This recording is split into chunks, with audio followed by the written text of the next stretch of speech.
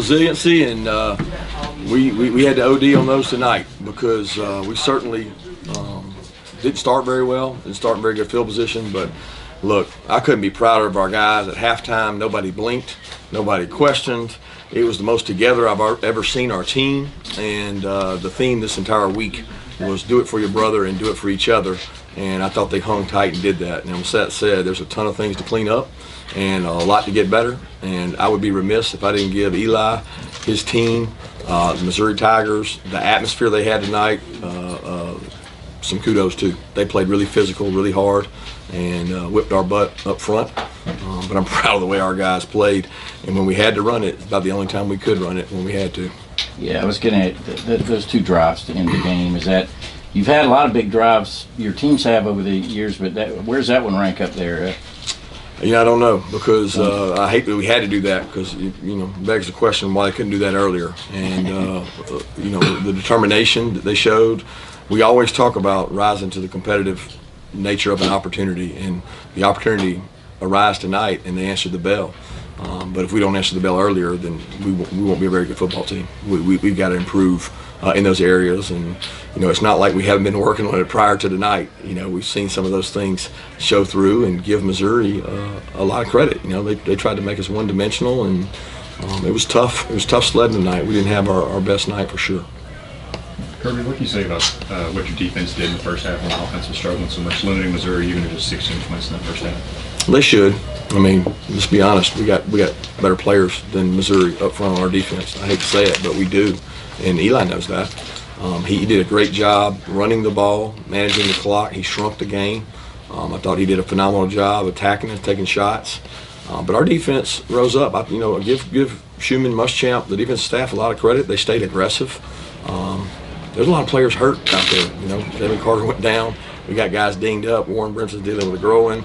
Smiles out for a while. I don't know how long he was out, but there was a series of plays he's out. I mean, we got Tresman out there. It feels like he's on one knee, and he's struggling. He doesn't get to practice much during the week. So, I mean, they fought. And the biggest play of the night is probably the Malachi Starks tackle on the 1 yard line, or whatever it was, 1 foot, because it allowed us to stop them, and we have played good red zone defense. I'll give those guys credit.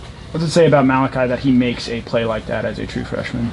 Well, it says he's got a lot of ability, I mean, we didn't fit the play right, but we had 2 guys bust on the play, just things we don't do. But for the most part, we bottled up the run. I think if you took that run out, we controlled the run game all night. But that's a big play from Malachi. I think he tried to strip the ball out. How about Jack's not Kirby? Jack Vanessa. Oh, unbelievable. When you said Jack, I was like, who? Pod. The pressure. Think about the pressure on each one of those kicks. I mean, I feel for the kid, just repeatedly putting him out there in those pressure situations, and he's so confident, and just he has a way about him. He has a routine he really believes in, and he was the MVP of the night. He and Dejon Edwards for sure. What are you guys thinking on Jalen? How is he? It's a knee, so I don't know how bad it is yet. He tried to go back, he couldn't. I think it's an MCL sprain, which is probably good news. Tough too, because it's a tough block. I mean, it's a tough cut block that they do well, and tough on him. But he wanted to go back, he couldn't go back. Can you talk about what you saw from Bennett today? Stetson didn't play his best game. I think he'd be the first to tell you. I don't know if the atmosphere got to him. He kept his composure. He led 2 really good drives down the field. The one drive before the last drive, he made some big time throws, but he missed some throws tonight. And I think he'd be the first to tell you he didn't play his best game. And that's not all Stetson's fault. That's some of my fault, putting a lot on him on the road. That's some of Coach Munkin will take some of that. We all take it as offensive staff and a head coach. Some responsibility of maybe we're asking him to do too much. And I thought he did a good job of what we asked him to do. He does have to be more accurate. Kirby, what stood out to you from Keely's performance tonight? Well, Keely's one of our veteran guys. He's played the most, you know what I mean? And they threw the ball at Keely and Kamari a lot, but we also made them throw it to him, because when they can't run it, what are they going to do? They're going to throw it at those guys. We got to make some plays on the ball, you know what I mean? Like, there's several opportunities that I feel like Keely should have pick, and it turned into an incompletion or maybe a PI. and he's got to play with a little more confidence. And same way with Kamari. He had a great play on the last drive. Kamari did that. He played a double move and did an outstanding job. But when you play corner in our defense, you're going to be under attack because it's hard to run the ball. Kirby, you talked about how close this team was tonight. Just what was the attitude on the sideline, even when things were going well for us? It was great. We had a great mantra this week that every player had to pick one brother, and he wouldn't leave him without him, and he had to hold him accountable for whatever it is that guy wanted to be held accountable for. And I thought the message for the whole week was: are we taking the 11 best up there, or are we taking the best 11? And there's a big difference. There's a big difference. 11 best doesn't win. When stuff goes wrong, it fractures. When you take the best 11, they stay together. And this team bonded tonight. Now, don't get me wrong, we got a long way to go, but the resiliency and the composure they showed made me proud. That's not something you would do in the offseason. Could you sense that needed that bonding, that talk this week, that make it an important message? Well, I didn't want to make it all about Missouri. You make it about the opponent all the time, and you got to make it about yourself, and you got to make it about improvement. You got to make it about us getting better, and not always talking about the opponent. And I thought our guys bought into the oneness and having each other's back, and there were guys saying it in the locker room at halftime, and there was a lot of confidence in that locker room. I think that was a program win in a game that we did not play very well. And the history of the program and the guys believing from last year helped us in the fourth quarter. Kirby, did Missouri expose anything tonight that you worry might carry over into next Well, year? every game's might expose something. I mean, we got exposed on defense the week before, and we worked on things to help with that, and it helped us, right? So they did some really good things tonight that, sure, I don't know if expose is the right word, but they certainly did some good things that, guess what? We got to have some answers for them, and we got to get answers for them fast. It starts with getting some wideouts healthy and being able to run the ball. 2 weeks in a row, you guys have put it on the ground, and just bad penalties at the worst possible moment. So I'm ready to kind of clean that up. How frustrating is that for you? It's frustrating to put it on the ground, but it happens in football. You don't ever want to happen. I mean, we had 3 games without any maybe, and then all of a sudden you get a little rash, and we're not getting them. We're not getting them back. We're not playing the ball in the air. And Chris, I thought, should have had a pick, and we should have had some opportunities to get the ball off them, but we can't put the ball on the ground to be successful. So we got to do a better job managing that. We talked about Dejon after the Kent State game, but what did you see from his performance, especially down the stretch? Oh, he's tough, man. He's from the neck of the woods where they grow up playing football when they're 5, 6 years old, and he just wants to carry the ball. And he took some shots tonight, and he got some hard-earned yards at the end. Just the physicality at the end of the game was really impressive. By our offense, we do that drill every Friday and say you got to get 2 first downs, and the defense can put every guy they got in the box. And I'll be danged if they put everybody in the box and we still got 2 first downs and we couldn't do it all night. How vital was just that toughness from Dejon and timeliness as well? Well, it was the difference in the game, that and Pod, right? I mean, the toughness he showed, the resiliency he showed on that last drive. Let's be honest. Kenny and Kendall did a hell of a job too.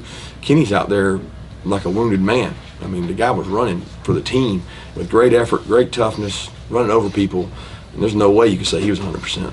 I mean, he was doing it for his teammates. What'd you make of Darnell's performance tonight, especially when it seems like defenders are literally bouncing off of him as he makes contact? Couldn't agree more. I mean, a lot of credit goes to Darnell, and Stetson showing confidence in him to throw the ball in his area code, and he goes and gets it. And, people don't give this guy enough credit, but Darnell was one of the leaders in that locker room that was, said, I want to run the ball, get behind me, let me move people. There's a play out there where he absolutely, on Brock Bowers' screen I thought it was a touchdown, but it got to like the 1 foot line that Darnell just destroys a guy. There's no value you can put on that. It seemed like Kenny kind of set the tone there late with those last couple of drives with those runs. Would you agree with that? And then how banged up is he? How much time is he missing each week during the week right now? I don't know. I mean, he didn't do anything Monday, but he practiced the rest of the week, and he's not full go. We're trying to get him back. It's a quad contusion. I don't think it got worse tonight, so hopefully he'll recover quickly. But in this league, man, who's not beat up? I mean, I promise you, every team in the SEC going home tonight's beat up. It's physical and it's tough, and that's why you got to have depth. You alluded to this earlier, but the Missouri's just resilience in this game, and that kicker who, had a tough time against it already makes 5 tonight. What was the longest one? 56. It's incredible. 2 over 50, a 49. I mean, he was incredible going to the game. I talked to Eli for the game. I'm like, I'd done the same thing you did. Sit on the ball, kick the field goal to win, and he found a way to lose it twice. you know, and you can't do anything different. And that kid comes out tonight and makes every field goal, and it's a lot of credit to Missouri's players, man. Their defense is, and I felt that way going to the game. You know, the defense coordinator we know well. We shared a lot of ideas with him. He's really aggressive, and they played us tough. Speaking of Missouri's defense, what do they do so well to kind of keep your offense from getting going? Disruptive. I mean, they just attack the line of scrimmage, you know, and you got to make them pay for it. Usually on the perimeter, there's a lot of, I wouldn't call them unsound, but not worried about the pass, and they're really aggressive, and they make up for it by getting hits on your quarterback. They timed up a lot of good pressures. You know, the Hopper kid from Georgia played really well for them and made some plays, and they did a good job.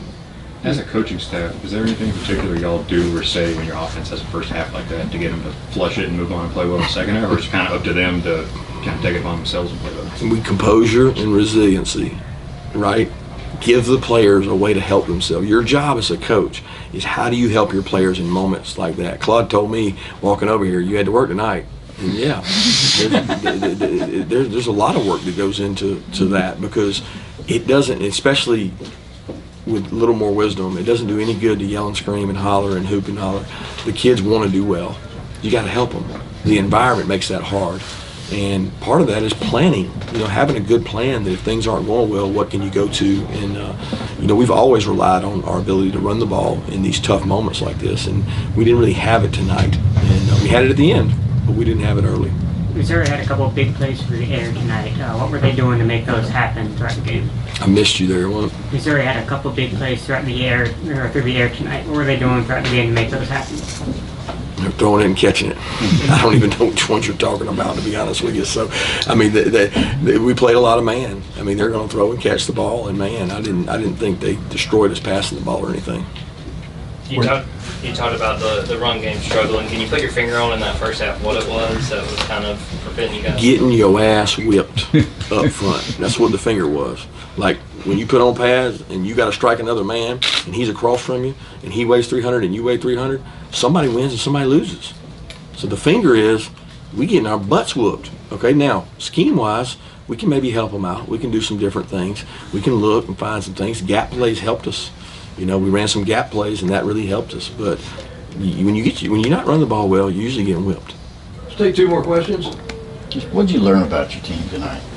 Composure, resiliency, man. They believe in it. They believe in each other. They never doubted. But that doesn't solve the problem that we got to get better. I mean, you know, you sit around a hotel all day and you wait to go play a game, and everybody in the world thinks you're going to go out there and blow some team out. And I've been in this league too long, man. I know different. I know these environments you're walking into. And you know what? It's going to be really hard next week, too. And it's going to be really hard the next week. And it's going to be really hard 2 weeks after that. It just doesn't change. And you guys may think it's going to be easy at some point, but I promise you, it's going to be really hard in the SEC every week. We saw Arian Smith coming back tonight. Man, I was proud How of much him. progress have you seen from him to be where he is? I didn't think the guy would be back, to be honest with you. I mean, Ron, you know, didn't think he'd be back as quick as he got back. He got back, he made a play tonight, showed some confidence.